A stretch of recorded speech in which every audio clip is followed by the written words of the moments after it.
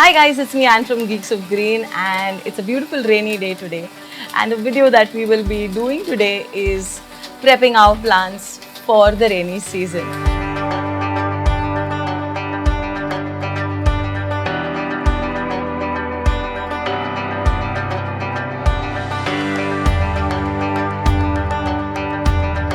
Before I get into the video, I would also like to remind you to participate in our June giveaway, which started in the month of June, and yes, it's July.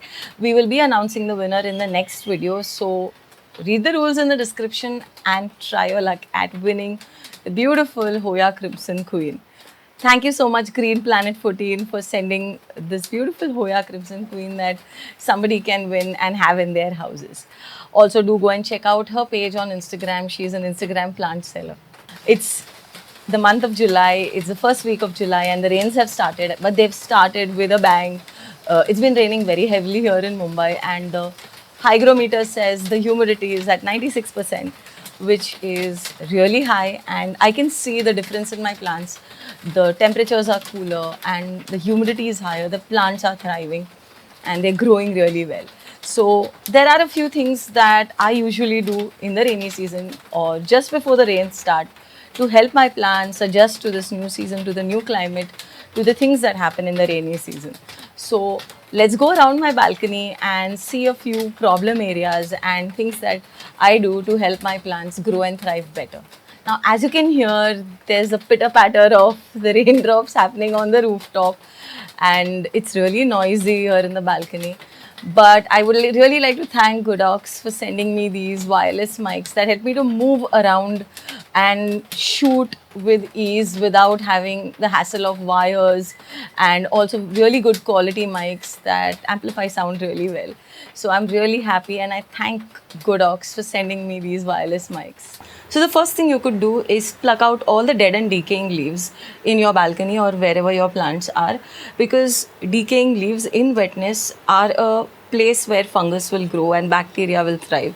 So it's best to get them off so that bacterial infections don't spread to your plants. And I do that very often. It's a good thing to do it frequently because you always have dead and decaying leaves. So you can just simply pluck them out, like go around. I've not done this for some time, so I'm going to find a lot of leaves. You can see this Epischia is having a lot of dead leaves. Okay. It'll also give space and room for new growth to grow, new leaves to come and fill up your plant. This is a time for growth. You can see there are a lot of decaying leaves here as well. Though the plant is getting watered pretty often, sometimes a portion of the leaf has gone, it's crisped because of the summer heat, and only a part is gone. I will let this leaf be as it is because it's still a strong and healthy leaf and it is still performing photosynthesis for the plant. So I'll probably just remove the decaying part, tear it off like this, and this leaf will go on for some time.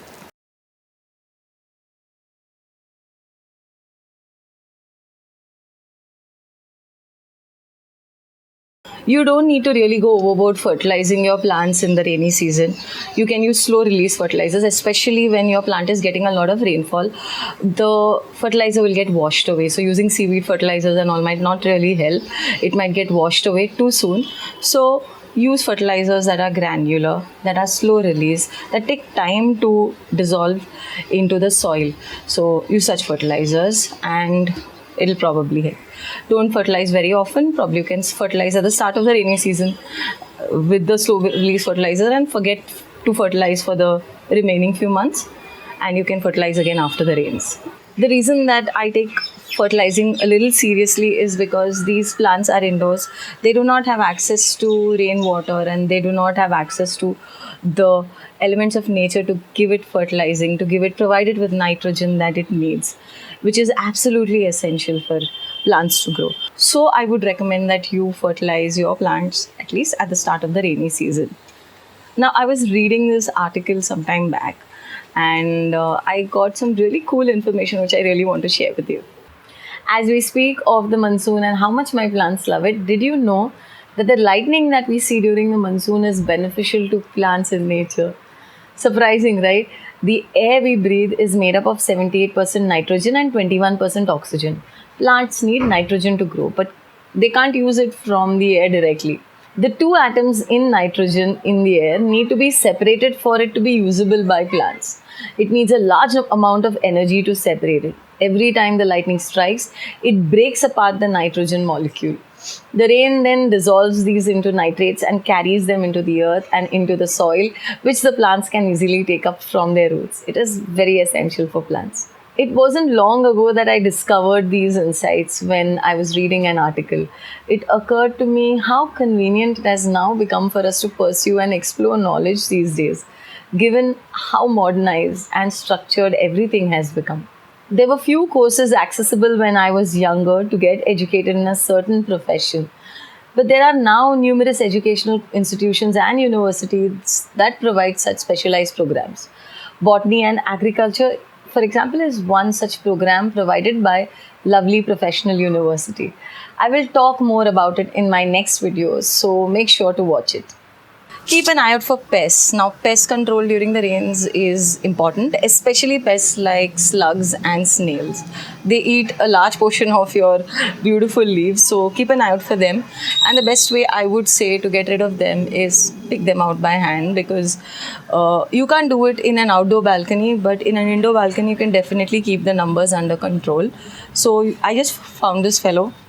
The more time you spend in the garden, you will find more of these guys. So slugs, look at the sides of the pots, look at under the pots, look for trails that they leave, and try to just get them out. Okay, there you go.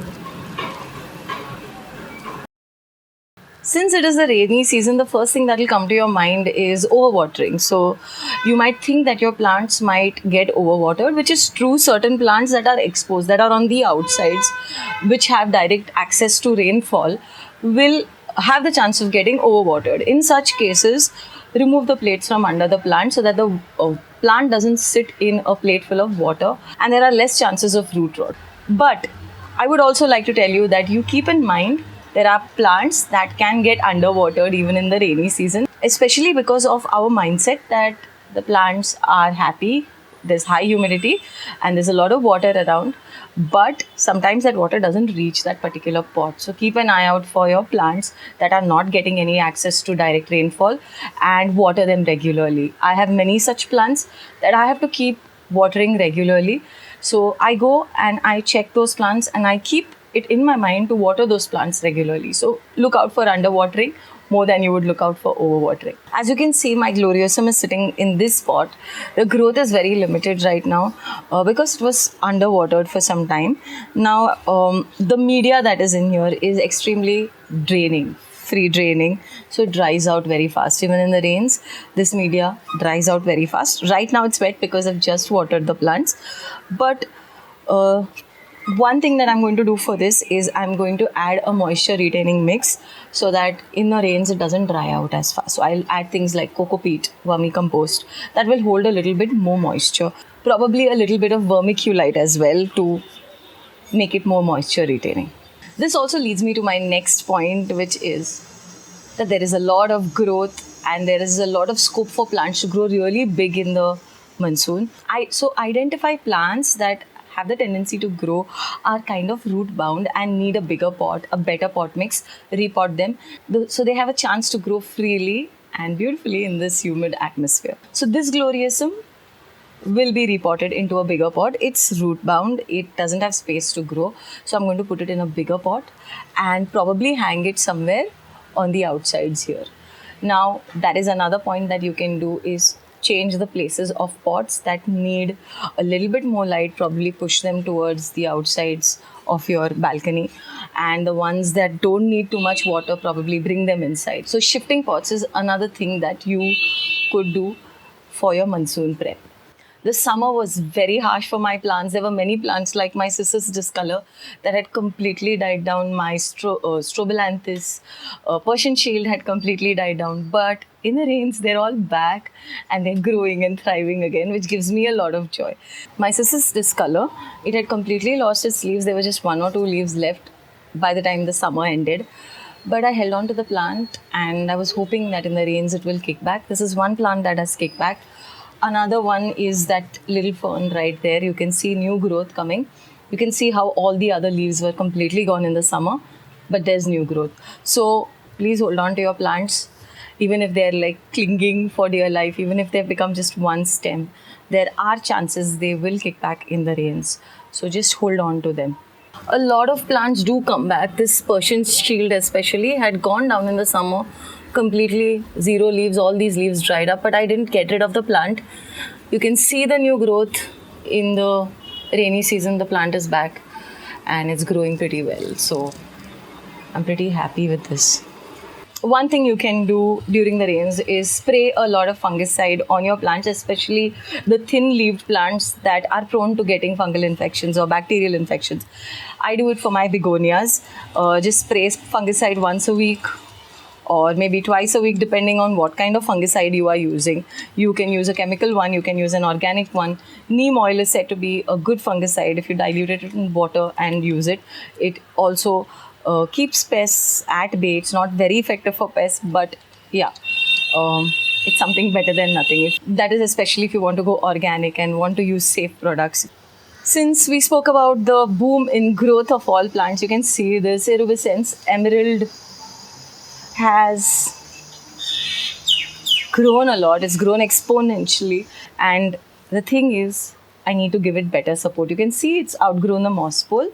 I can do two things. I can trim it, or if I want it to grow more, I can probably try a string and take it to the roof up there and see that it grows upwards. So providing support is another thing that you can do for many plants. You can see that even this Epipremnum pinnatum has been growing a lot, and it's catching hold of the moss pole and it's growing because of the support. So support is essential.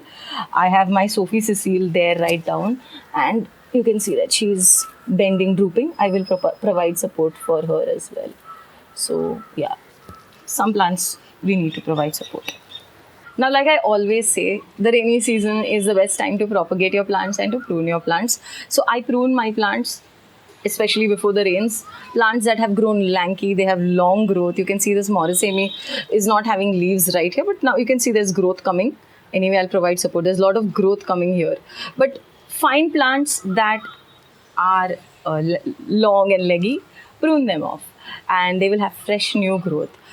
And the cuttings, what do you do with the cuttings? You simply propagate them. And I've always talked about propagating. There are many different ways you can propagate. Soil propagation, semi-hydroponics, or water propagation. Whatever suits you, you can try it out. I have videos on all of these methods. You can check them out. I'll leave them in the description for you as well. Why propagate in the rains? It's humid. It's an ideal time for leaves to grow, and there's a lot of growth happening everywhere.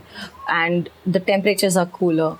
It's really a suitable time to get your propagations on. So I choose the rainy season as that time to propagate most of my plants. All that I've shared today is in connection with indoor gardening, with balcony gardening, not outdoor gardening. When you garden outdoors, it's a totally different scenario. So I do not have an outdoor space where I can talk to you about that. I don't have experience in outdoor gardening much. But yes, I can definitely share with you pointers that I do for my balcony. I really hope that you liked this video and you picked up a few tips and tricks that you could use to prep your plants for the rainy season. And if it did help you in any way, don't forget to give us a thumbs up. It really boosts our morale. Also, don't forget to subscribe to the channel if you like green content. And also hit the bell icon to receive notifications of future uploads. Do go and check out our Geeks of Green store as well. We have some cool planty merchandise for you plant lovers out there, and I hope to see you soon in another video. Till then, stay green.